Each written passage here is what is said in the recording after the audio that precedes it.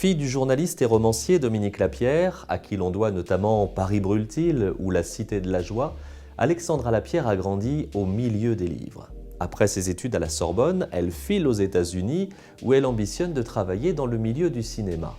Finalement, c'est l'écriture qui la rattrape et son premier titre, La Lionne du Boulevard, publié en 1984, préfigure ce qui fera son succès, à savoir raconter la grande histoire à travers ses personnages et par une écriture romanesque. Depuis, l'ambition d'Alexandra Lapierre est la même. Elle s'empare d'un personnage oublié de l'histoire, dont le destin pourtant, à un moment, a fait changer le monde. Par la qualité de son écriture et la pertinence de ses recherches, elle est devenue incontournable. Certes, elle a parfois évoqué des personnages masculins, mais on se souvient surtout d'Artemisia, qui au début du XVIIe siècle, en Italie, avait le don de la peinture.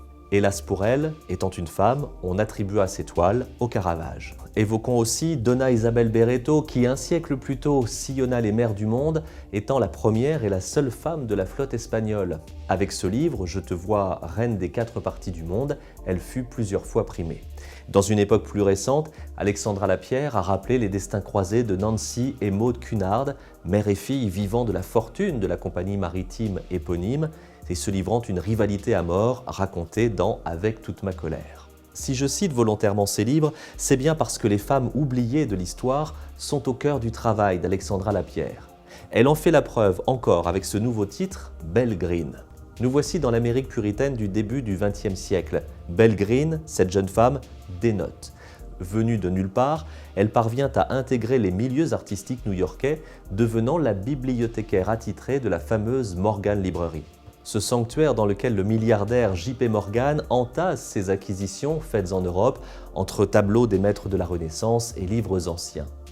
J.P. Morgan, Belle Green, ces deux êtres que tout oppose, vont devenir inséparables et ayant la confiance totale de son big chef, la sémillante Belle va dépenser des millions de dollars pour constituer l'une des plus belles collections d'art privé encore visibles aujourd'hui. Mais l'autre facette de Belle Green, c'est aussi le secret de sa naissance. Issue d'un métissage, la peau de Belle est pratiquement blanche.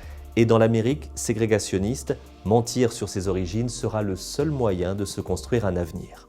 Jamais Belle d'Acosta Green ne révélera qu'en fait elle est noire, sacrifiant au passage sa vie personnelle et amoureuse.